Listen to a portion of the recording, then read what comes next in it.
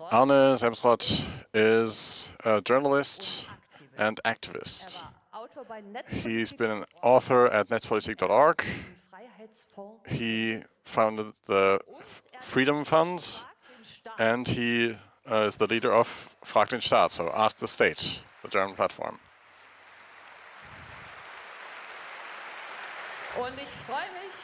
And it's my great pleasure to introduce his talk. The information access law is dead. The best of information freedom, freedom of information, liberating prisoners, and takeovers of power. And you're listening to the English translation of this talk, live from 38C3. Your translators are Swansong and Lucas, and we don't have time for the rest of the intro. Hi. Hi. Great that so many of you are here. Great that we have this space to come together. We have a lot on our plate. We need to go through this year, so we are here where the Welt am Sonntag, German newspaper, published a guest post by the fascist Elon Musk, where he wanted people to vote for the AfD party. Matthias Döpfner, the leader of Axel Springer, prepared this, and they're already preparing for the AfD taking over the power, so this is why we should also prepare for that. And with that, welcome to this retrospective. We are doing this review today, Best of Information Freedom, so it's about access to information and the Information Access Law, the IFG in German, which lets you access state information. And we have a lot of information that we brought to the information. Lilith talked a lot about interesting queries just now, but also through the IFG we found out this year that there are several people in prison who are being held in isolation cells, and we could also find out that how the decision process for the payment card works that refugees are getting. So there's this very important way to discover how authoritarian politics is being made right now for asylum seekers, but also this will be expanded to other groups of the population, including people getting minimum coverage. So we published some. This was no, just a little joke. This wasn't a political party, but this was a party on Sylt where people chanted "Foreigners leave, German leave for the Germans," and we asked what kind of information do we have there about at the German agencies. So we found out this was at the Pony Bar in Sylt. So we asked for the hygienic report of this bar, and we got it, and we could see that even before the summer of 2024, this bar had a big problem with brown dirt. We found out in this year we did something about the Ministry of Traffic. There were some reports that someone gave a couple of millions to a friend. We did some researches there, published some documents, and a week and a half after the Spiegel published this, this head of department was fired, which is not that common, but we would like to see what happened there internally in the ministry. So the internal revision office at the office requested all of the documents from that head of department, looked through and said, yeah, that's not a big problem. And then at some point, someone from the ministry told this internal checkpoint, hey, there's more documents that you didn't see yet because they're on Frag den Staat, because Frag den Staat asked for those documents. And the internal revision looked at this and decided, oh, apparently they were being withheld documents that we got, and looked through this, and then the person got fired. So in this year, we did a lot in court as well. We sued agencies. We sued the EU Parliament regarding this Ioannis Laos, Greek parliamentarian who was then arrested because he was involved in the murder on a Greek anti-fascist. He went into prison in Greece, and he was still EU representative, but also in prison. He didn't leave Parliament, and then we wanted to know how his travel accounting reports and how much money he's getting. They didn't give it to us, so we had to sue. Parliament said there's security concerns and data protection, so data protection of Johannes Lagos is very important. And then we went to court, and the great thing is if you sue EU institutions, then you go to Luxembourg, so you can do a little team trip, and you can go into these courtrooms, which look pretty nice. And the very much nicest thing is that they don't have, so the dress code is based on where the people come from. So if you have a German lawyer, then the German lawyers have to dress in their robes, and if you have a Spanish lawyer, then they have to dress like in Spain. So we found this funny enough that we got a British lawyer.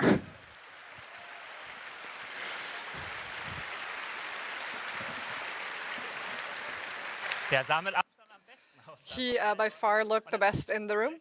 And he was also very good. Jason was very good. He made us win. And the EU Parliament had to provide travel information of this Nazi from Greece. And that is the first time that the European Parliament has lost in a case like this since 2018, so that was pretty big. But what's also important and interesting about that is the justification of the court.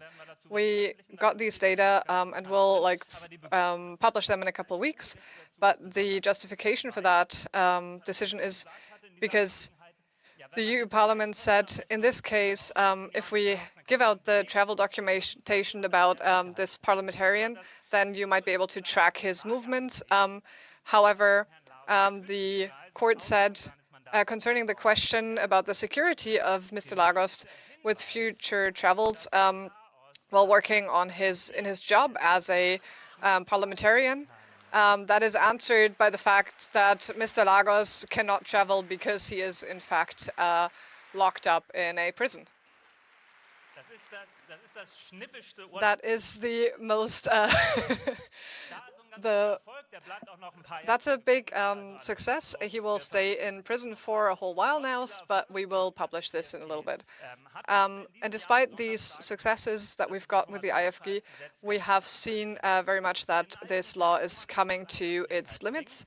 Whenever we publish anything that comes out of it, we can only publish it because either the offices, the administration, or the courts stuck to the rules. And however, now more and more we find that that is not the case. So the administration will refuse to publish information and refuse to give it out. And we now have courts that will not actually rule in law with the Freedom of Information Act. And that's important because when we get an anti-democratic government, in the future in Germany, then of course the IFG law, so the Freedom of Information Act, is one of the first ones that will not be followed anymore. And the government wanted to change this freedom of information law into a transparency law, but that has, however, not happened. There was a draft, but it never made it out of the administration and did not get published since. And since the German government fell apart, we now have a new government. Then, of course, even with this new government, there's not much movement.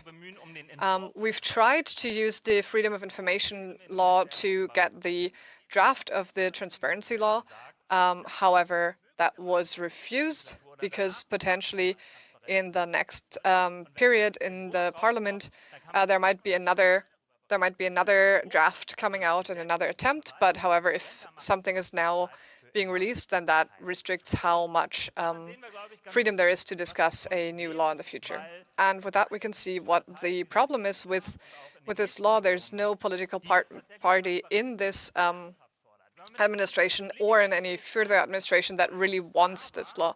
Like if you ask them about it, they always kind of like it, say that they like it, but transparency is always up for debate, and people are willing to trade transparency for other things that seem more important. And this also includes, as I've said before, the courts that have changed their line of argument a bit. We tried to get information from about the 100 billion euro special fund for the military that the German government passed, and the Chancellery refused to release any documents about that and say that none of these papers have to be released because with the reasoning that the authority of the Chancellor might be undermined by that. And yes, so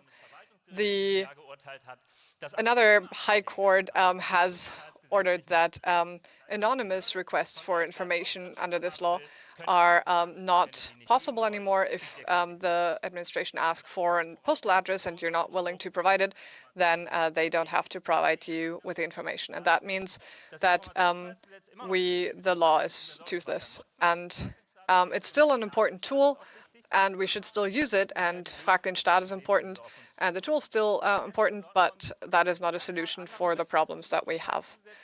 So we should also look at other options that we have, and in the past we've done a fair amount about the press law, freedom of the press law, and Frag den Staat as an online medium was not recognized as an organ of the press, and the courts have said press comes from the printing press, so you have to print something to be press. So we released this printed magazine newspaper so that we are now a press.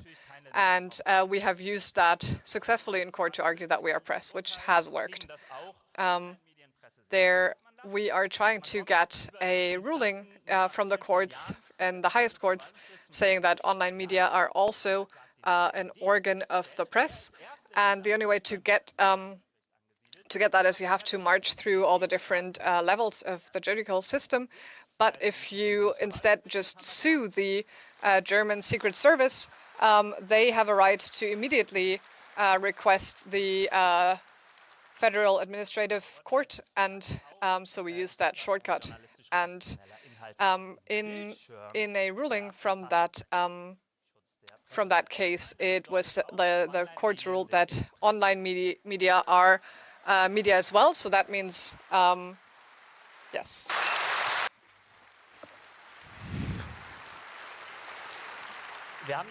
And then we thought about what is about virtual reality journalism, but I don't know, other people can settle that. So to celebrate this, we published a last edition, printed a last edition of fragdenstaat.de. You can take that with you for free. It'll be at the exits, and thanks a lot to the angels who are distributing that. And if you don't get the newspaper, it's not a problem. You can see it online and order there as well. But with that, we can definitely record that print is dead, such as hopefully soon the Welt am Sonntag. That's a newspaper from earlier. And in this nice newspaper, you can find one of the nicest stories that we did this year about the Sachsenwelt. Together with the ZDF Magazine Royal, there's this forest that is not part of any community, and some kind of Bismarck lives there who has a tax rate which is a lot lower than in Hamburg itself, and there's one little hut in this forest, and there's a few mailboxes there, and there's over 20 companies that have their mailbox in this little hut, because this is very interesting, because the law is you pay your business tax there where you have your main seat of business. So all of these over 20 businesses apparently have their main seat of business in this little wooden hut. And we looked at this a little bit. Eiko went there with the ZDF Magazine Royal and traveled around. If you photograph into it, then you can see everything looks a little bit dead. So all of these files don't really look used, the drawers, and the fridge says Bismarck but doesn't have anything in it, and the tea is expired for 4 years already, and so this made us a little bit skeptical. So we thought, how can we find out if there's really business happening at this business site? And we installed a few wildlife cameras through the hut, and they recorded business, but not really normal business, but other things. So we thought, okay, this is really strange. So let's send mail there. So we learned a little bit from Lilith. How do you do this? Well, with AirTags, and then you send those AirTags via mail to the Sachsenwald. And if you send mail there, then it ends up somewhere else, here in Hamburg, around the corner, maybe at the actual seat of business. So we published all of this together with ZDF Magazin Royal. And I think it took 3 days until the tax investigators also found out about this, and they are now investigating Otto von Bismarck and these over 20 companies in the Sachsenwald.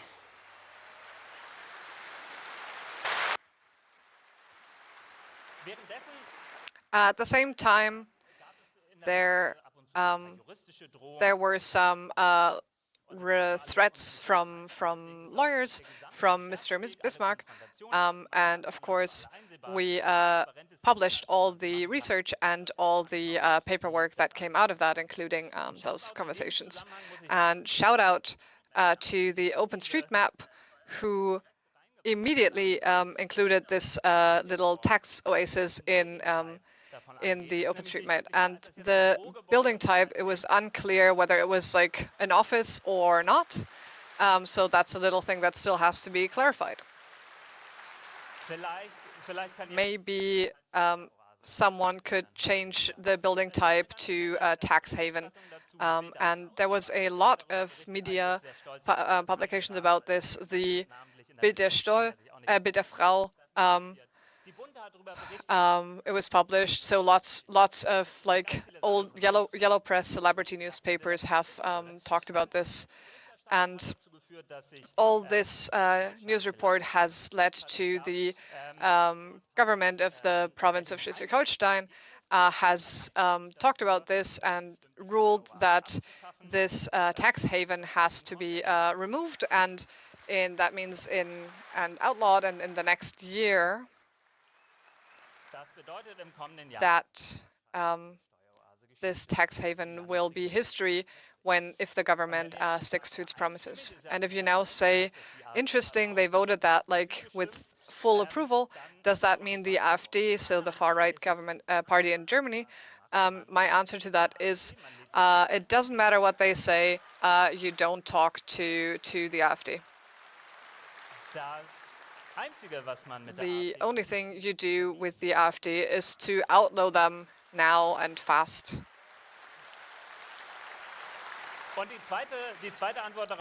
The second answer to that is the AfD is not in that parliament, so they didn't get to vote.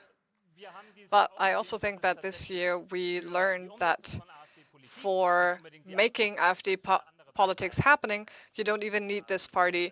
Lots of other parties are taking over positions of the AfD, and we can see that in decisions of the federal ministries during the last year. And that also means that because the authoritarian change is happening quite quickly, we have to look at what all those people are doing who have to execute decisions that are being done. And we have 5 million people in Germany who work for the state, and so it's very important to see, whether they resist this authoritarian change. There was one example is the education ministry in Berlin. There was a protest squatting of a university that was removed by the police, and there was an open letter by professors from these universities who criticized arresting students on campus. And then the news did campaign journalism with the Bild-Zeitung, specifically targeting people of color in this, and the Federal Minister of Education has then reacted by checking if any of the people who signed this freedom to protest letter can be whether their funding can be removed. And we used this, we tried to find out information about this and requested documents, and were able to show how this happened internally. And you can see from the emails that we saw that how people were resisting internally. Because internally it was quite clear that this was an attack of freedom of science and education. And then so people said, okay, like we don't know how to do this. I looked into this and I can't see what I can even prove or what I can research. The next step is to say, this is not my job. Someone else needs to look into this. The next stop is to diffuse the responsibility and include your superior, saying. Then the next part is to say, don't do anything like by word. You want everything on paper so that you have documentation of anything. And this has slowed things down quite substantially. And when they finally had to do look into this, they used the strongest wording you can do as a state employee, saying that with our understanding here, that is not possible, which is very strong wording for government employees.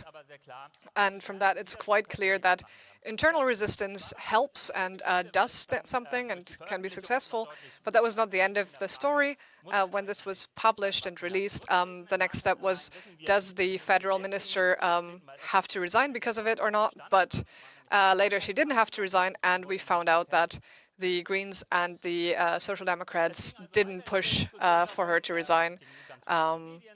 And there was, this went up in the media, and yeah.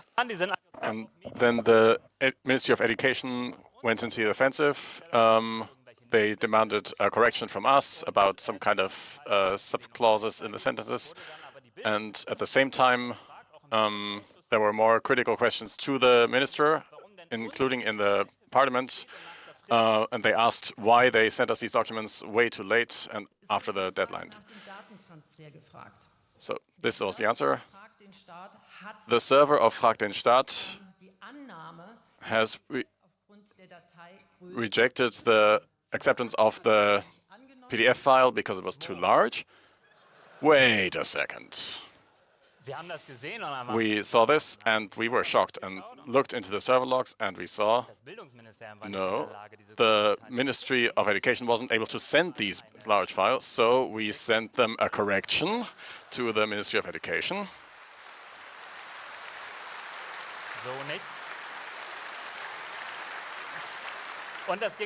And then this kept going. The CDU asked 8 questions to the Ministry of Education why the documents were sent to us so late, and then they eventually admitted, yeah, it was accidentally, and it was our problem, really.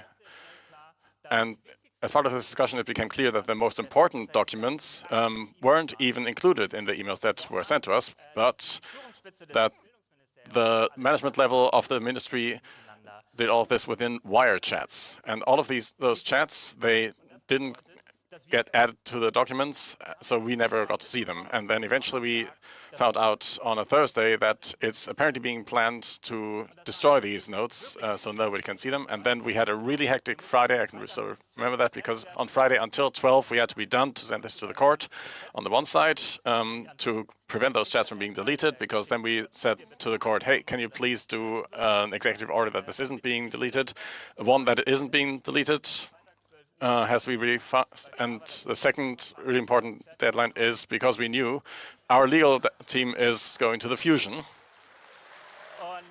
And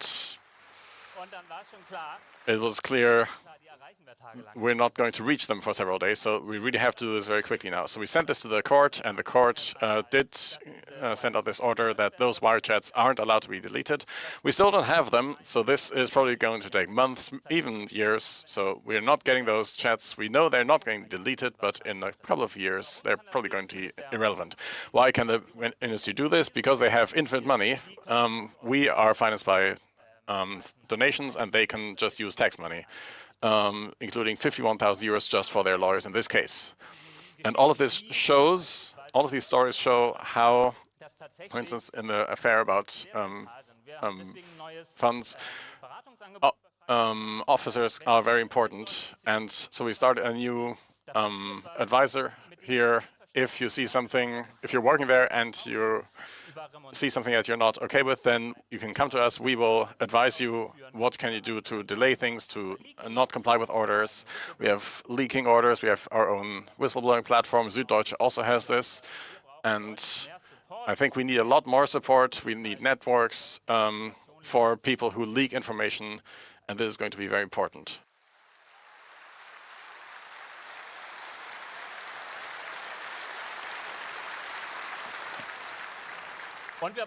And we also need infiltration. We need sabotage. And for that, we have to go into the ministries. And if you look at federal ministry and think about infiltration, you might think, well, we can get into the, how can we get into the leadership level, like secretaries of state? But I think everyone here in the room knows there's a very different center of power, and this is here.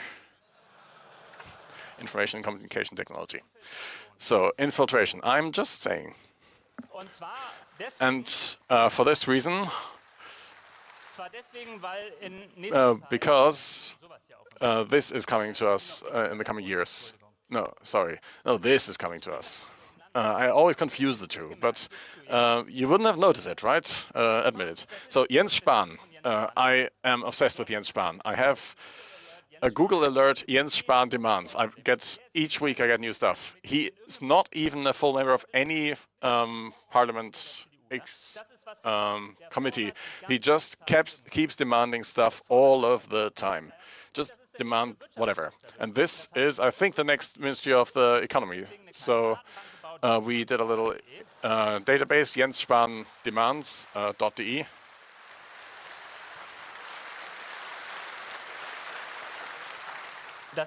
So this is the largest database in the world of Jens Spahn demands, 51 demands so far. And if you're thinking, well, this looks a bit weird, this website, that's because I built it. But hey, we are looking for software developers at Verwaltungspraxis, so if you're interested, then get in touch. But we are in a time where Jens Spahns are getting more and more power. And this means that we have to prepare, we have to get in now to build up resources. So of course, it's very clear, if it's about information of freedom of information, then we have to talk about different kind of information, about IFG, but also about the state.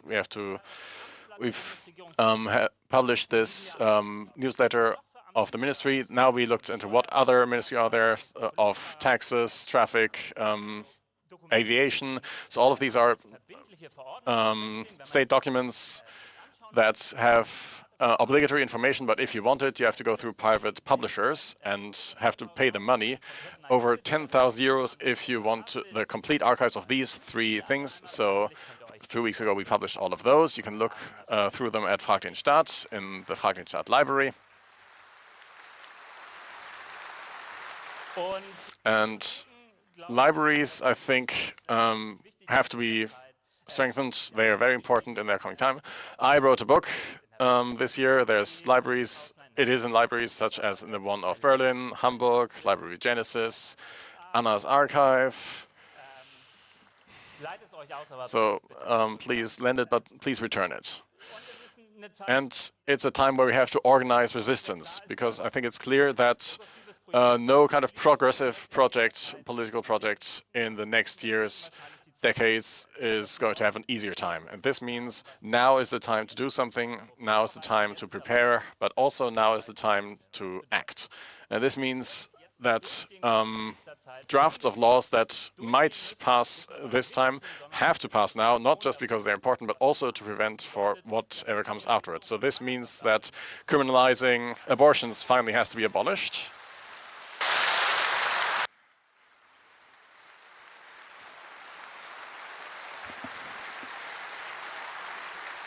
That means that criminalizing taking public transit without a ticket really needs to go. We are buying people out from prisons with the Freedom Fund.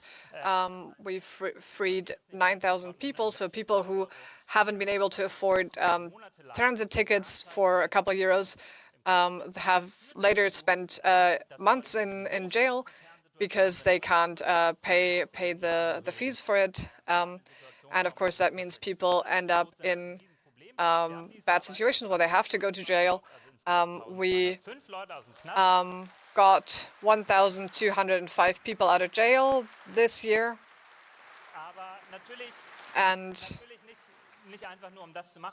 Or in total, not quite sure. But of course, we're not just doing it to get these people out, where this is a political campaign to try to get rid of these laws that are threatening these people so that we don't have to do this anymore. And last year, there were first reaction to that. The Justice Ministry did something.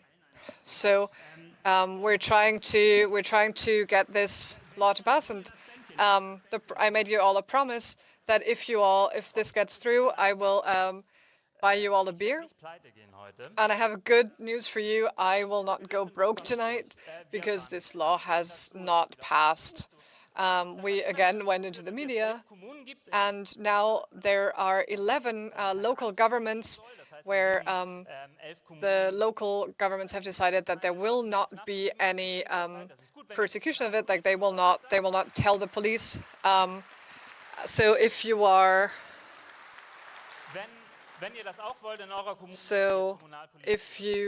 are working in local government or engaged there, please reach out. We'll try to support you to pass similar laws. And there's a draft law from the Justice Ministry that came out last year, and we tried to push for this law. And then people were like, "There's still time." But then 2 weeks after this came out, the government fell apart, and so then we're trying to push for Social Democrats and Greens if we can still get them into the parliament right now. And the various parties, said that all the other parties don't want to, and the Libertarian FDP refused to talk to us. However, they now have put in a law that might still get this to pass. So now, if they can all get their act together, there's a slim chance that this can still pass to make sure that we get rid of this. Konstantin Kuhle from the FDP, someone else from the SDP. There's lots of other people. Please talk to them. Put up pressure. That really actually does help. And decriminalizing these laws are important now because authoritarian governments can use these laws to oppress other people. And there's also this law that says that you can't talk about and publish media or information from ongoing court cases. And I went and released information about a court case to try and change this. I got sentenced, and we're trying to get up to the highest German law, the Supreme Court, to get them to say that this is against the freedom of the press right. But to get there, to get up to the Supreme Court, we first have to get sued and sentenced by lower courts. And so we did that. Went to court. I got sentenced. It was quite fun because I have a fantastic legal team at Fakt im Staat. They're doing a fantastic job. We have big support by society. The room was full every day. People were there. We were giving support and solidarity and love, and that was really, really important. And that also meant that it was okay for me to take this risk. There's up to 1 year of prison in this sentence, but I didn't have to go to jail. We're gonna challenge this law, and we're gonna take it to the Supreme Court, and then it will hopefully get ruled that it's against the Constitution. And these resources of solidarity and love that I experienced, a lot of people here found it at the CCC the last couple of days, and lots of people felt that in January when there were big anti-AfD and anti-far right protests, and there was lots of opportunity, lots of good things until these people came, and we saw that politics really just didn't do anything about this. They were the largest protests in the history of Germany, and you can see nothing happened. There were three urgent meetings. One of them was about this democracy movement, and then 3 hours later they passed a law to heavily restrict rights of refugees and to send people away and deport them. And now the next plans seem to be to try and do asylum trials, refugee trials abroad, and we're trying to do that like law conform. Someone here claimed but however that is difficult. That was a citation of a politician. Now the state is deporting people from women's shelters. They're deporting people from church refugee. So human rights are now up for debate.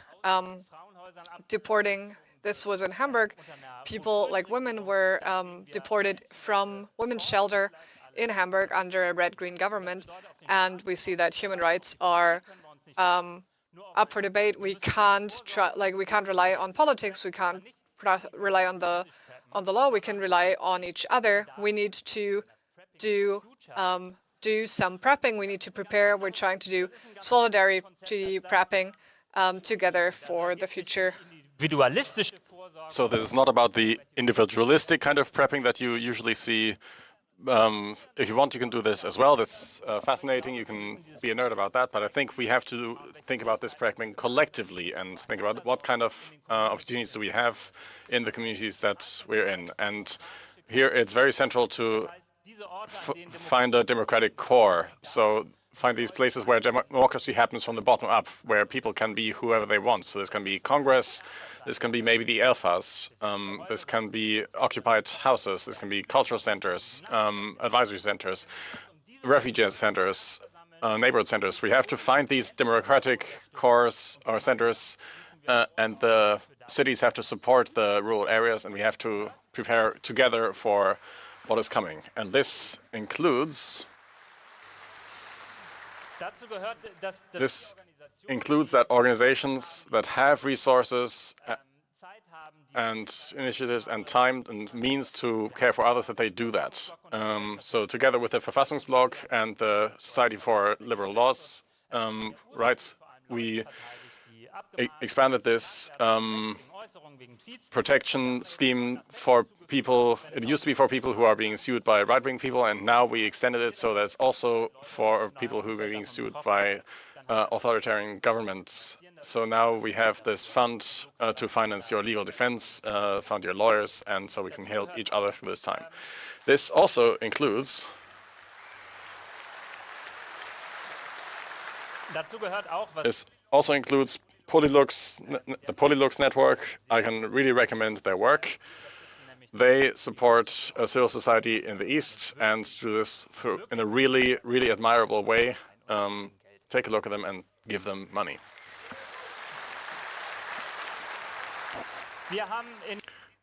In this year, we also worked on bridging fund, which includes our reserves, and it's supposed to be used for organizations which are not sure at the end of the year if they will still get money from the state next year, so such as women's shelters, music stuff, refugee help. They need to get funds without any interest for a few months from us until they get the state funding back. And if you're in an organization which maybe has more resources like this, then contact us and let's do this together. And this leads us to the end. And at the end, I want to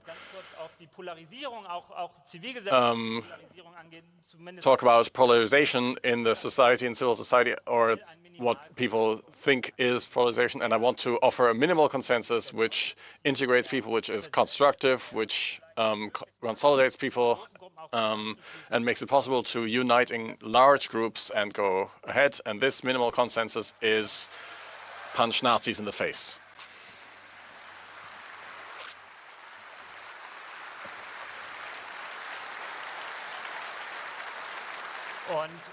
And we already have a jingle for that. It sounds like this. Frag den Staat präpariert, frag den Staat haut drauf. Frag den Staat prepares, frag den Staat punches. And I thought at the end, maybe we can do a song at the end again, maybe have a choir here, but I thought it's not really the best time right now to look at what individual people or groups did. I think it's about doing something all of us together. So with all of you together, I would like to sing something, just one verse. And the question is, what in darkening times you can still expect? And I think there's one song that shows very well that even in dark times, there's always a light coming from somewhere. And so I would like to sing this with you together. So I'm going to sing it first, and then we can all sing it together. Ja? Okay, das zum Abschluss alle zusammen bitte. Und los. The moon has risen. The golden stars are burning on the bright and clear sky. The forest is black and silent. From the meadows rises the wonderful white mist, fog.